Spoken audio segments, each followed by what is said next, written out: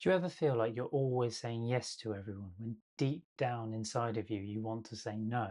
Does it feel like you're always putting everybody else's needs first at the cost of your own mental well being and health?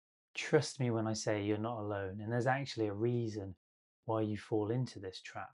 It's not some strange personality quirk or a weird and wonderful brain defect. It's an adaptive strategy, an adaptive mechanism. And in this video, we're going to take a look at that. Okay, so that's the awkward scripted introduction over and done with. I hate those. Let's get into the meat of the subject. And let's start by looking at the characteristics of what makes a people pleaser. A people pleaser. And as I go through these, just check, see if you identify with some of them or all of them, and just see how it feels when I read them out. So, the first characteristic of a people pleaser is the inability to say no, to set healthy boundaries. So, perhaps your boss asks you to do more work, you're already completely snowed under, you've got no more capacity to do anything, and you say, yes, of course, I'll do that, no problem at all. Or perhaps a friend messages you one evening or at the weekend and says, "Hey, I'm struggling at the moment. Have you got time for a chat, for a coffee?" And you just want to sit down and chill, but your guilt and shame kicks in and you message back. I mean, you just want to say no, but you say, "Yeah, of course, I'll come and see you in an hour."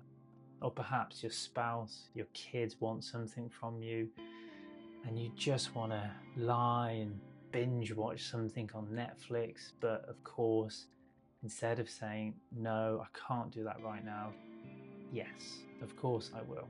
The next common sign of a people pleaser is that we identify with some of these as well. You seek validation externally, so you always look to others to validate who you are.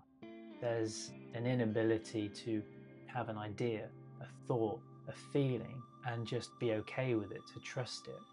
So we always ask other people what they think of us, what they think we should do. Decision making, we're indecisive. We want to check with somebody else if we're making the right decision. And the final characteristic of the people pleaser that I wanted to talk about was prioritizing other people's needs over your own. So putting everyone else's needs first. So your needs don't matter. It's irrelevant what you want, what you need for your own well-being, for your mental health, for your spiritual health, for your physical health. As long as everybody else is happy, as long as you're doing what everybody else wants, then all good. So let's take a look at the negative impacts that being a people pleaser can have on your life. And it can really take a huge, tremendous toll. It's massively detrimental to your health and well-being. And when I talk about the negative impacts, there are three things that spring to mind. The first one is stress. When we always say yes to everyone and everything, we overcommit. We face overload. There's only so many hours in the day. We bring more work onto ourselves, more commitments. We're always busy. Our bodies literally can't take all that extra load. We're not giving ourselves the downtime that we so desperately need. Which leads me into the next one, burnout. Of course, when you say yes to everything, when you're unable to say no, you've got more work, more pressure.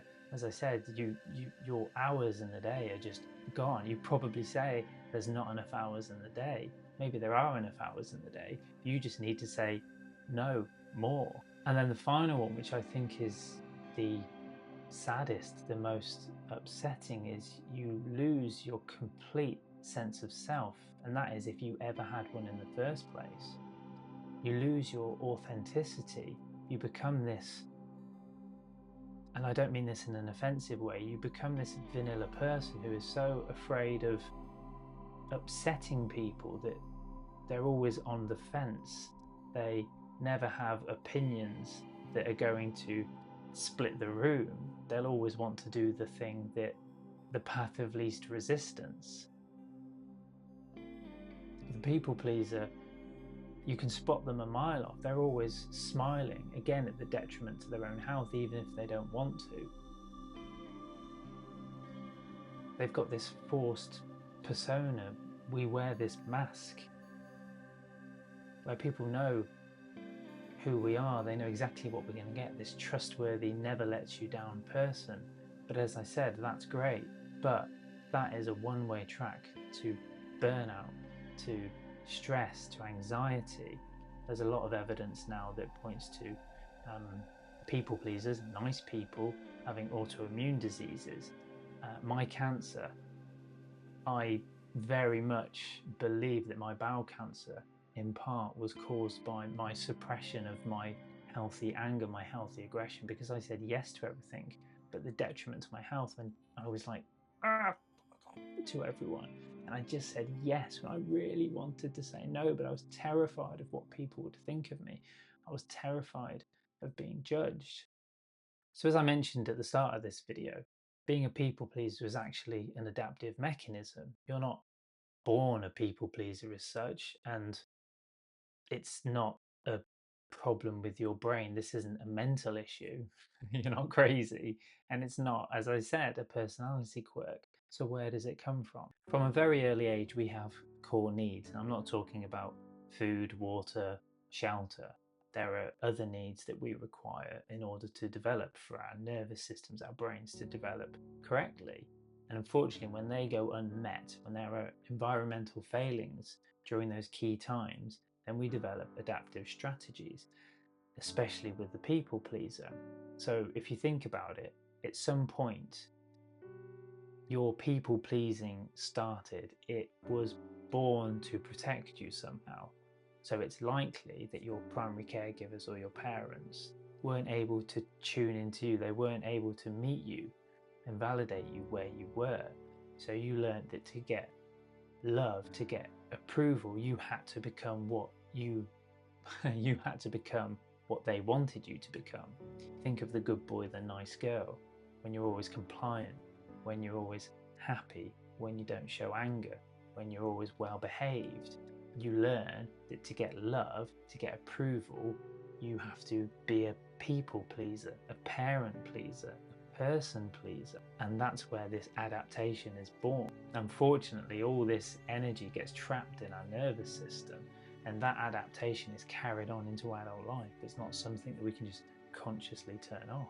And that leads us into the core fear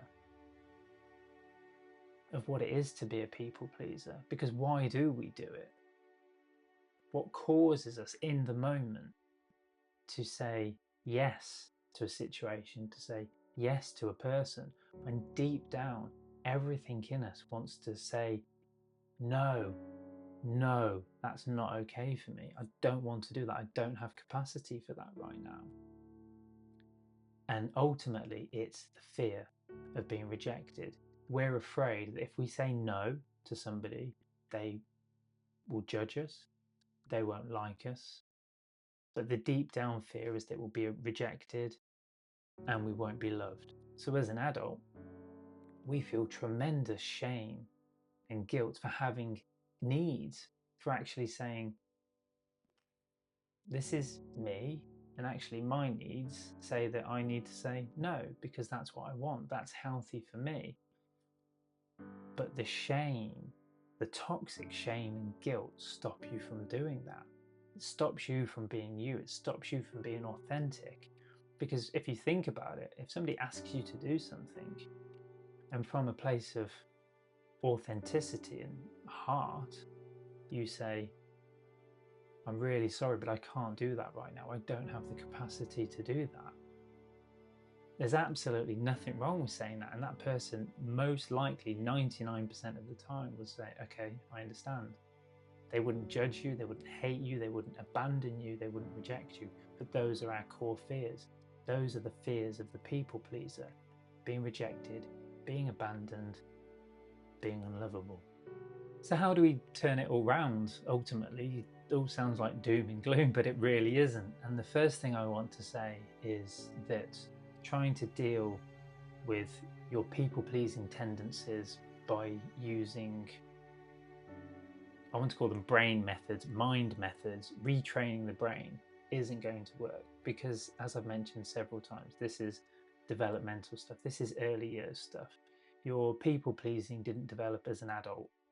It didn't develop as unlikely that it developed as a teenager. It probably or did develop from a very early age, and this is stuff that's trapped in our nervous systems. This is energy that gets pushed down. Our authenticity, who we are, is being suppressed. Now that body-mind connection, the brain can't release the energy. It needs to be felt, and then the brain can make the new neural pathways when that energy is released. So how do we do it?